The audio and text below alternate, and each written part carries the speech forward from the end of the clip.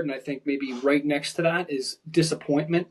Mm. The kid that's disappointed, and this is so common because mistakes are so common.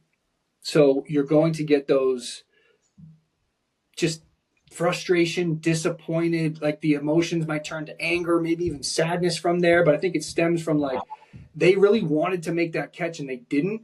And I tend to take this approach that people are very confused by, at least and the kids are initially like, what is this coach talking about? Where a mistake will happen, they're upset, and I get in their face like, nice job, you freaking dropped that, like, let's go. And if I can, nice cut, you worked over there to get open, and then you made eye contact with the person, whether they drop it or not, I can encourage that.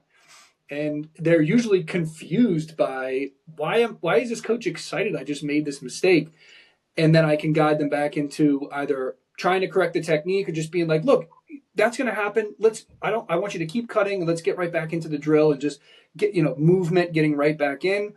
And then there's a sort of a higher level concept of trying to move away from expectation and move into standards. If there is an expectation, it's that you're going to make mistakes.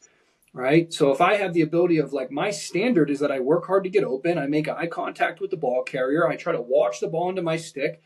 It's so much easier to be like, oh, I dropped it, I'm going to go try to get it now, in that mindset than like, I'm supposed to catch this, when ultimately that result, I could get checked as there's so many things that could happen. Goalies can appreciate that, right? Like them stepping to the ball and driving their top hand to the ball is what gets them the save, right? And so if they're focusing on those behaviors, that's going to breed the better result in the long run, right? So that's one. And then one thing that wasn't mentioned that you see a lot, I'll call it timidness.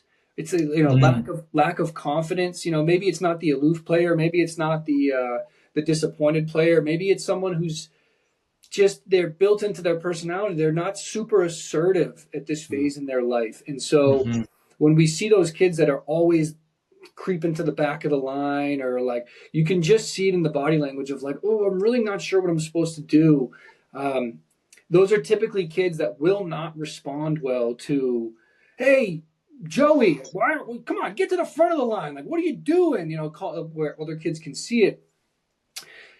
I tend to find a positive response happens when I'm very subtle about that interaction. And I'm not even going to call out, hey, I notice that you don't want to be in the front of the line. I'm just going to go up and say, I am so glad that you're at practice right now.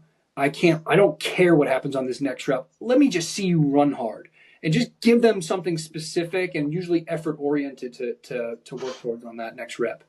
Love that.